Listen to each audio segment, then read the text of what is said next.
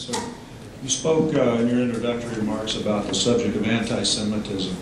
When the fighting in Gaza was going on in the United States, there were a number of demonstrations in cities like Fort Lauderdale, LA, San Francisco, Toronto. In Fort Lauderdale, some demonstrators were yelling things like "Jews go back to the ovens," "Long live Hitler." Same thing in Los Angeles. Some, not all, some demonstrators were shouting "Long live Hitler." With Hitler. I think you're a liar, by the way. No, I'm not. I think you're a liar.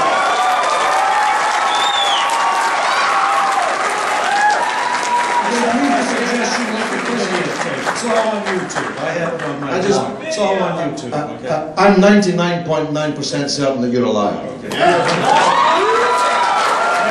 my question.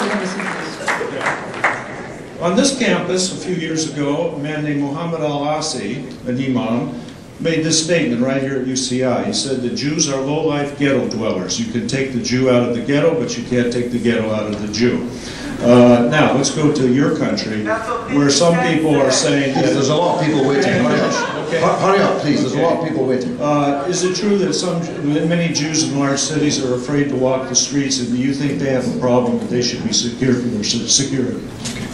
Please sit down. Answer the question. I'm going to answer it. Don't you worry, I'm going to answer it. Don't you worry. Don't you worry. I'm going to answer it.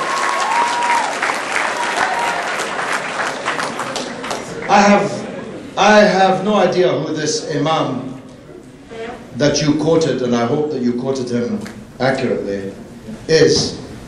But if he said what you say he said, then I spit upon him and his words. Because those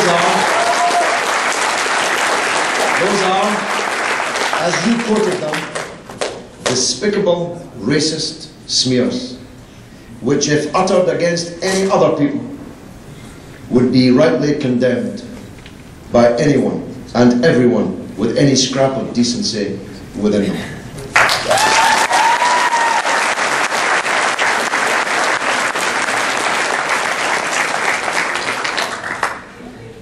But I don't believe for 1 minute that demonstrators during that 22-day aggression were chanting "Long live Hitler." I believe that is just a lie. But you know what?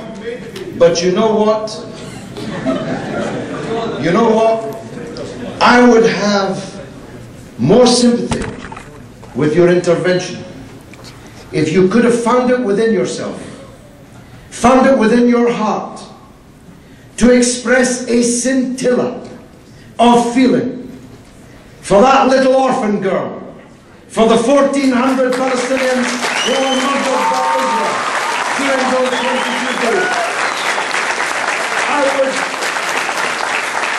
I would have felt better about you if you could have shed even a single tear for those thousands of Palestinians who were murdered, maimed, and orphaned by Israel in that 22 days. That's right. Now let me tell you, Jews are not bottom life ghetto dwellers or any of the other filth that you quoted that imam as saying. Jews are Joe Slovo of the African National Congress. Jews are Karl Marx. Jews are Leon Trotsky. Jews are Albert Einstein. Jews are Epstein. The Jewish people were the avant-garde of the whole world. And the people of Einstein became the people of Sharon and Olmert and Netanyahu and Lieberman. That's what Zionism has done for the Jewish people. That's the service that Zionism has performed for the Jewish people. Einstein, the greatest mind humanity ever produced, was invited to be Israel's first president. Here's what he said in turning it down. He said, "I could never be the president of a country whose future was built on the misery and the destruction of another people's past.